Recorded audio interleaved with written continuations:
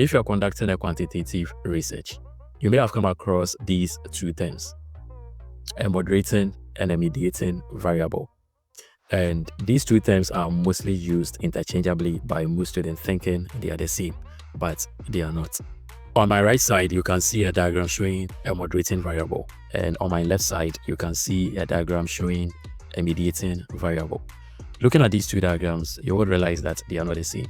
So by definition, a moderating variable is a variable which affects the strength and direction of the relationship between the independent and the dependent variable. It functions by modifying the effect that the independent variable has on the dependent variable. And on the other hand, a mediating variable by definition is a variable that explains how or why an independent variable affects the dependent variable. It functions by acting as a bridge or a pathway between the independent and the dependent variable. So having noted this difference, how can we use artificial intelligence to develop such a framework? So first of all, what you have to know is you can't use all AI tools to do this, but the recommended AI tool that you can use is Claude AI. Claude AI can actually help you to develop a conceptual framework. So in my case, I am going to specify my own variables. So when you go to Claude AI on your browser, type develop a conceptual framework, then you put into brackets graphical representation with the following variables. Then you specify your independent, dependent, and moderating variable. So in my case, I'm using stress as my independent variable. Then my dependent variable, I'm using job performance. Then my moderator variable, I'm using social support.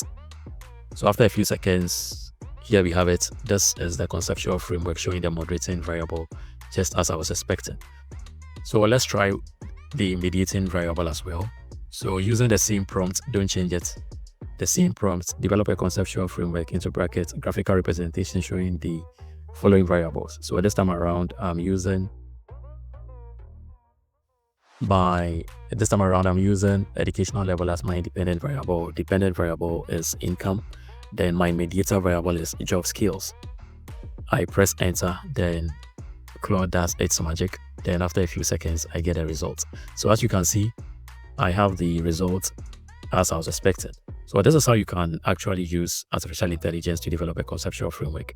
If it happens that you are struggling to identify your variables as dependent, independent, and mediator or moderator variables, then another option is you can put your objectives there. Then AI can actually identify your variables. But it's always best if you can specify for artificial intelligence so that it doesn't make any mistakes. Yes, so I believe you found this one useful.